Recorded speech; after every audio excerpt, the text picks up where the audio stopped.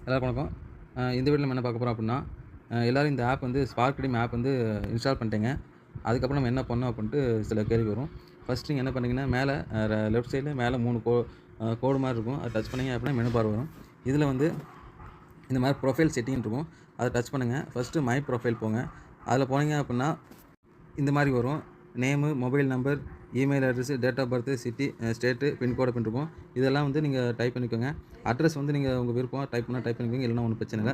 மத்த எல்லாமே வந்து நீங்க குடுத்துக்கோங்க. மத்தெல்லாம் காமனா குடுக்குற விஷயம் தான். அத நீங்க குடுத்துக்கோங்க. இந்த ப்ரொஃபைல் மை ப்ரொஃபைல் பக்கத்துல இந்த உங்களோட இமேஜ் ஏதாவது அப்லோட் பண்ணணும் அப்டின்னா, இந்த கேமரா மாரி இருக்கிறத நீங்க டச் பண்ணீங்கன்னா, கேலரிக்கு போகும்.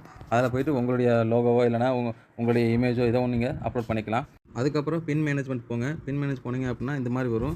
இங்க வந்து சென்ட் ஓடிபி குடுத்து, ஓடிபி இங்க போடுங்க. போட்டதுக்கப்புறம் வந்து 3 டிஜிட்ல வந்து பின் செட் பண்ற மாரி வரும்.